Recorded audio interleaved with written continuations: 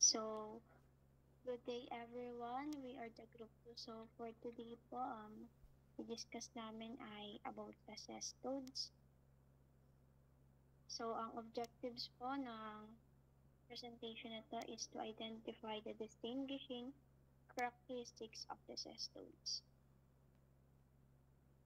So, onting background kay cestode. Si cestode ay also known as tapeworm kasi siya ay flat dorsoventrally and resembles a tape. Kaya siya tinawag na tapeworm. Also, makikita siya parang segmented ribbon-like appearance under the microscope.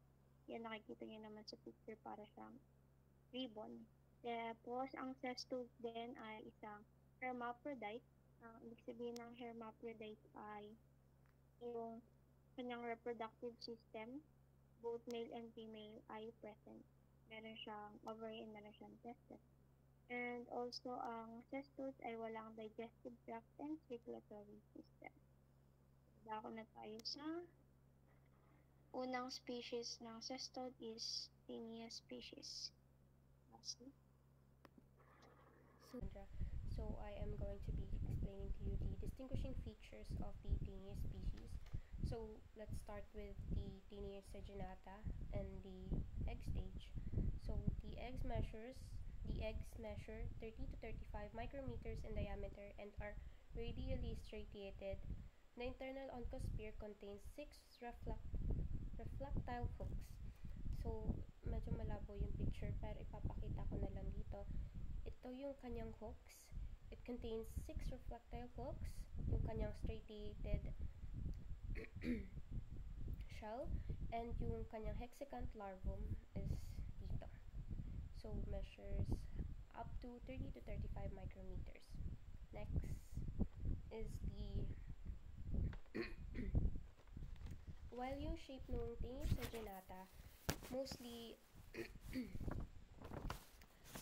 egg shape siya, hindi kagaya dun sa solium na para siyang oblong or ano siya, parang ball shape talaga. Pero yung sa saginata, para siyang egg shape or oblong talaga. So, next is yung Taenia saginata larvae stage. Distinguishing features, distinctive pearly white cysticerci which appears a small 8 to 10 millimeters in diameter fluid-filled bladders. So, this is the proglotid of the tapeworm or yung larvae ng tapeworm. Dito makikita yung kanyang complete reproductive system. Each proglotid has a complete reproductive system. So, nandito na yung testes, yung ovary, yung kanyang iba pang gland, yung uterus, yung genital pore, yung basiline gland, and yung isa pa, hindi ko mabasa. And next is the adult stage ng Taenia saginata. So, we have nakikita natin dito yung kanyang itsura. Mature worms are 4 to 8 meters in length with 1,000 to 2,000 proglotids. The scolex has 4 suckers and the rostulum has no hooks. So, dito sa Taenia saginata, makikita natin dito, ito yung kanyang scolex, which is yung head. So, sabi daw dito, it has no hooks. So, wala siyang hooks. Mostly suckers lang ang meron sa Taenia saginata, sa scolex ng Taenia saginata. And with 1,000 to 2,000 proglotids, the proglotids are these ones. We have the immature proglotids, the mature, and the gravida proglotids, which is yung gravid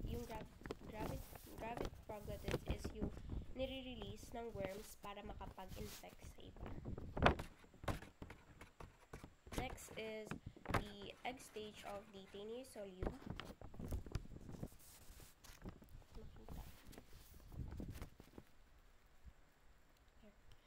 So, distinguishing features, eggs stained entirely blue, purple in 4 to 18 cases and entirely magenta in 1. So, this solium, mostly spheric nga siya or ball shape yung kanyang appearance. ganun din yung kanyang parts. Meron siyang hooks, yung kanyang striated edges, and yung hexagant larvae. Then next is the Tinisolium larvae.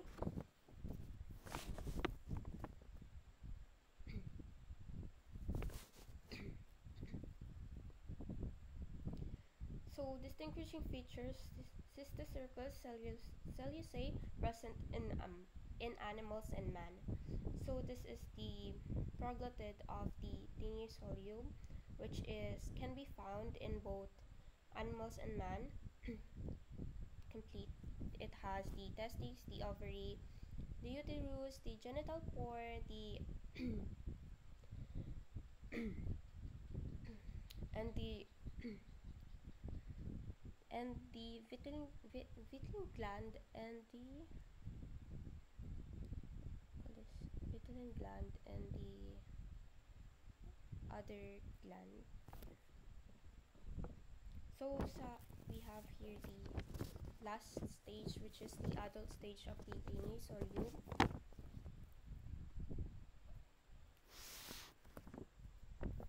Distinguishing features: 4 large suckers and a rostulum containing 2 rows of large and small hooks. So you can see here, this is the scolex of the Tinisolium. It has a rostulum here in the top, that is called the rostulum, and the 2 layers of hook that is being stated is this like hair-like, parang mga drawing dito. Siya yung 2 layers ng hooks. And meron tayo ditong suckers, yung kanyang neck, and yung kanyang proglotids. So, meron ako ditong pictures. And, yeah. So, that is it. Thank you. So, punta naman tayo sa Dipilobotrium latum. So the first step in Dipilobotrium latum is the egg. It is an oval or ellipsoidal and range in size from 55 to 75 micrometer by 40 to 50 micrometer. There is an operculum at one end that can be inconspicuous, and at the opposite or abopercular end is a small lobe that can be barely discernible. Yung egg daw ay can be passed unembryonated in feces under appropriate conditions. Yung egg ay nag-mature approximately 18 to 20 days and yield oncospheres which develop into a conicia. The next stage is the larvae. The larvae are elongated and have a ribbon-like shape. They have 2 suckers, one at the anterior end and one at the posterior end. The larvae also have a pair of prominent hooks at their scolex or head, which helps them attach to the intestinal wall. Yung larval stage daw ng Dipilobotrium latum is known as the pleurocercoid or sparganum, which is developed in freshwater crustaceans, typically known as copepods. So, after nun, yung mga copepods ay makakain ng mga intermediate hosts, which is yung mga freshwater fish, particularly yung mga galing sa cold freshwater lakes and rivers. After nun is the definitive host, which is yung mga human na kumain ng freshwater fish na luto na nag-carry na Dipilobotrium latum, where the adult tapeworm resides in the small intestine of the human. The next stage is the adult, which is whitish or yellow worms are dorsal ventrally flattened and much more narrow than they are long. They have no oral opening, thus feeding through absorption. Yung mga adult Dipilobotrium latum may reach up to 10 to 12 liters, increasing through its life. Yung scolex niya or head ay elongated and spoon-shaped. Tapos, meron siyang 2 shallow elongated grooves or botria that are used for attachment to the intestinal mucosa. Tapos, it lacks suckers and hooks to assist in attachment and locomotion. Pag, pag-azong inyo naman din sa mature proglottid, meron siyang broader than long and each contains one set of male and female reproductive organs. Dun sa ovary or dun sa female, it has a single median ovary located in the center of each mature proglottid. Tapos yung testes naman niya ay meron siyang numerous of testes arranged in two lateral rows within each mature proglottid of Diphyllobothrium latum. Tapos next ay Hymenolipis nana, commonly known as dwarf tapeworm and also known as Bumperlipis nana, causes the disease Hymenolipiasis that is most common in children, and it is the only cestode that has a direct life cycle, meaning hindi niya kailangan na intermediate host para makomplete yung life cycle niya. And ang habitat niya ay sa small intestine. It is zoonotic, meaning na it can be transmitted from animals to humans. And for the distinguishing features sa egg naman ng Hymenolipis nana, ang shape ng egg is ovoid, and yung size niya is 30 to 40 micrometers, na surrounded by a thin, colorless outer membrane and inner embryophore na naka-enclose sa hexacant oncosphere. Hexacant oncosphere meaning yung oncosphere kasi is may 6 hooks, and between the inner and outer membrane contains yolk granules and 48 thread-like polar filaments, and the eggs are immediately infective upon being passed in the feces. Kapag nag-hatch yung eggs ay nag-release ng oncospheres, tapos di ba meron siyang 6 hooks, and yun ay nagamit para to penetrate the intestinal bolus, and in 4 days ay nagiging cysticercoid larvae. Then after 4 to 5 days naman, yung larvae ay rupture niya yung villi, yung intestinal villi, and then mag-re-emerge sa intestinal lumen and attach its collex to the intestinal mucosa to develop into adult. So, ang adult dwarf tapeworm, measurement niya ay 40 micrometers in length, then less than 1 micrometer in width, and yung scolex niya or yung head has 4 suckers and rostellum that has a single row of 20 to 30 hooks, which ang function ay to use for attachment sa intestinal wall ng host. Also, yung neck niya is long and slender, and yung strobila or yung body ng tapeworm consists of 200 or more proglottids na mas broad kaysa sa mas mahaba. So next is the mature proglottid.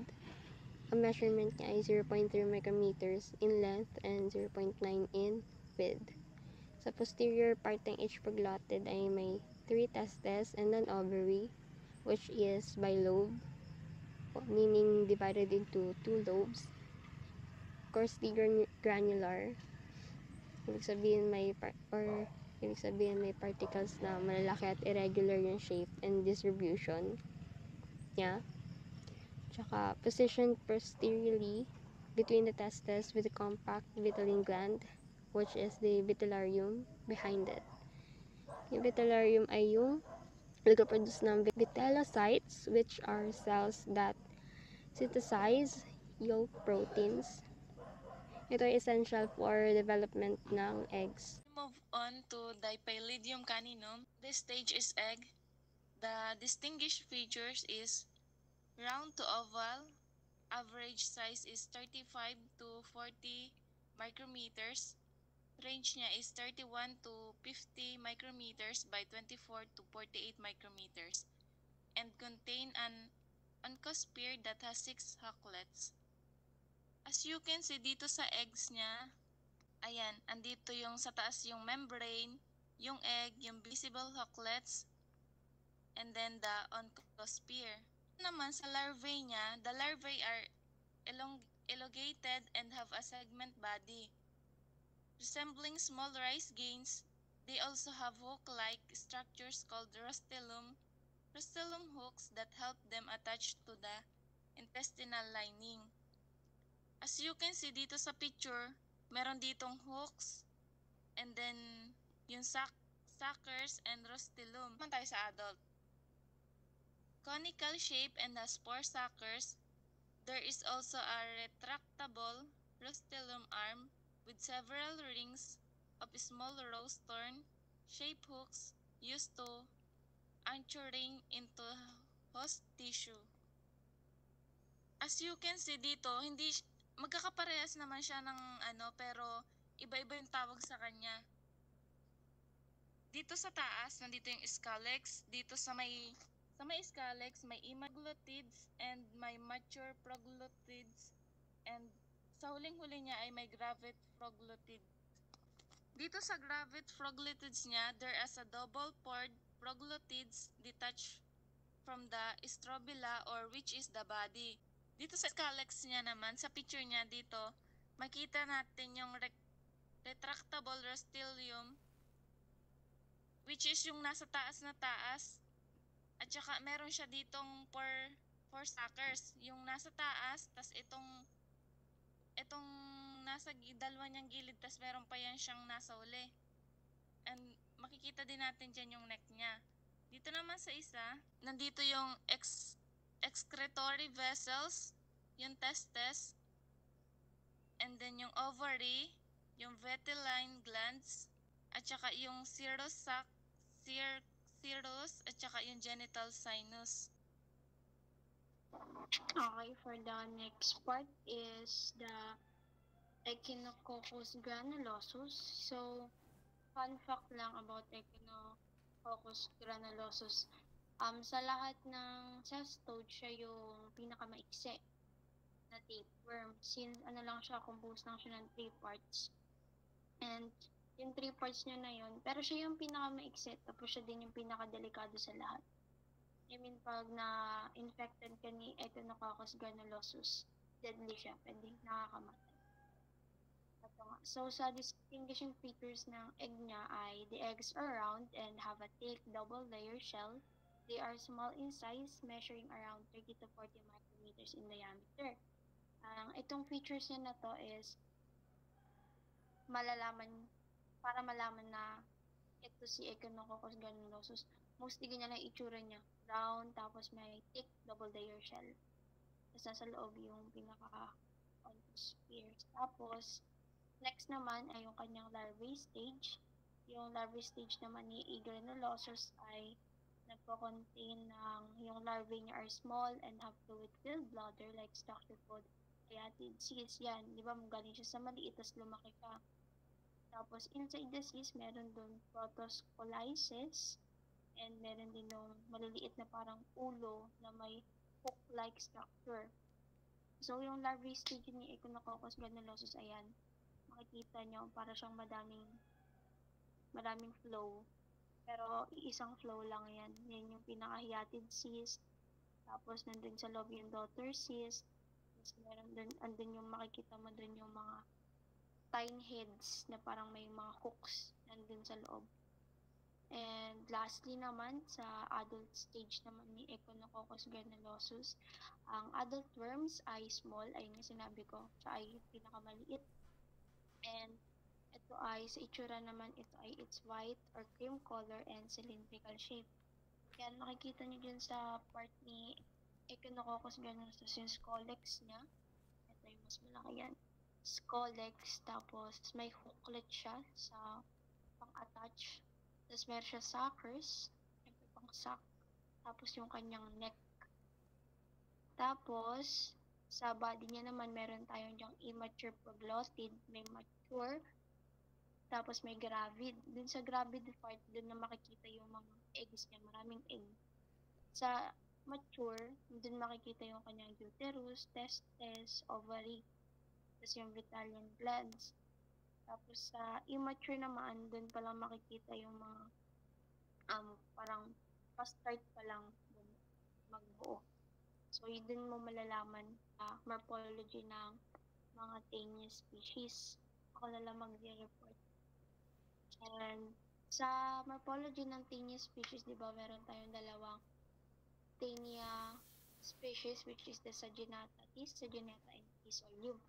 The whipworm and the porkworm. So, sa size nila, pinagkaiba nila yung adult worm nag-reach yun ng 4 to 8 meters.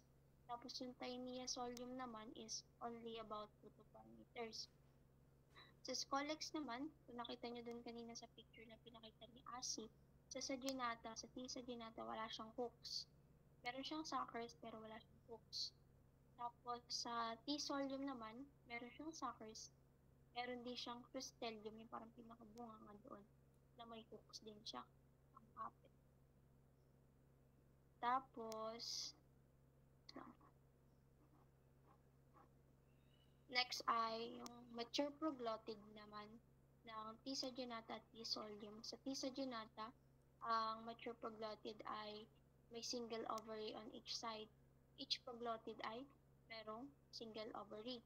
Sa T. solium naman, yung mature proglottid naman niya ay may single ovary on each side din. Same lang din naman sila. Each side, same. Sa testes naman ng Taenia saginata at Taenia solium, ang Taenia saginata ay maraming testes siya, nag-aaround ng 1,000 to 2,000.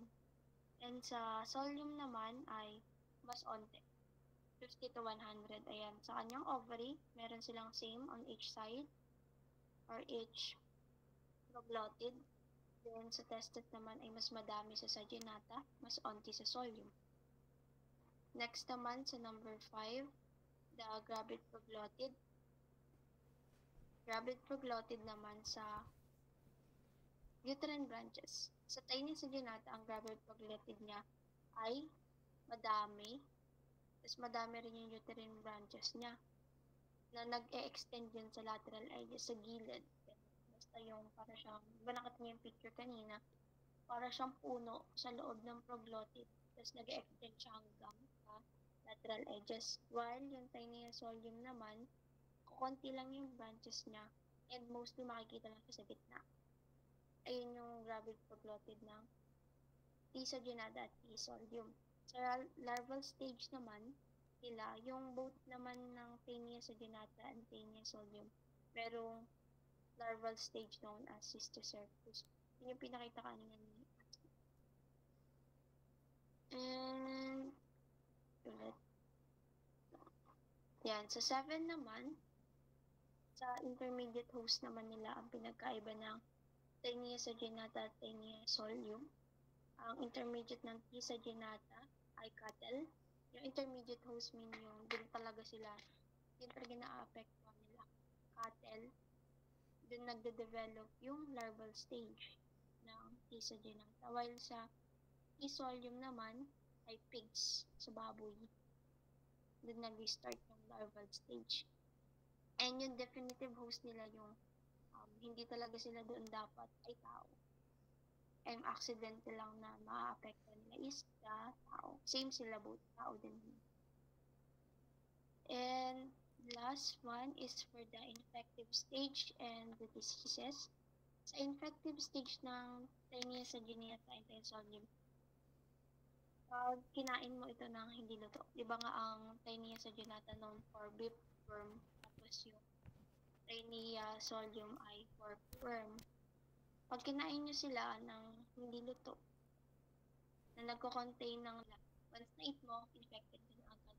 Tapos sa sakit naman, yung sakit ay both Taenia saginata, T. saginata and T. solium ay nag-lead to taeniasis na naapektuhan yung intestines. Yung si T. solium naman, meron siyang other risk factor na pwede siyang mag-cause ng cysticercosis. Ayun naman ay magpe-penetrate na siya sa iba't ibang tissues ng iyong katawan. Mostly ay sa brain, Tapos, na magkukos pa yon ng more severe complications. So, ayun yung sa morphology ng Taenia species. In conclusion pala, sa conclusion natin, yun nga, yung cestodes like Tisa genata and T. solium, yun yung mga tapeworms na nag-infect sa humans. Tapos si Tisa genata ay napafound sa beef, tapos si T. solium sa pork. Lobotrium caninum ay mostly napafound siya sa dogs na nagkakos siya ng infection in humans. Si Hymenopilus nana naman ay tinatawag siyang dwarf tapeworm na nag-e-affect minsan ay sa children, sabi nga ni Thea kanina. Tapos yung Diplobotryum latum naman ay also known din siya as fish tapeworm na natatransmit din siya parang Taenia species. Pag hindi luto yung fish, pag nakain mo, yan, possible kang ma-contaminated nun. Tapos naman, si Granulosus nga, nagpo-cause siya ng Hayati disease. Tapos nagpo-form ng cyst in various organ. Ayun. Kaya nga, yung mga different types ng worms na to ay may iba't ibang characteristic na dapat alam natin and iba't ibang features din na nagpo-cause ng iba't ibang sakit din. Kaya it is important for us to practice good hygiene and proper cooking techniques para ma-prevent yung mga infections na to. So, that's all po sa aming reporting. Thank you so much. If you have any questions, comment lang po kayo sa ating GCR. And po, thank you.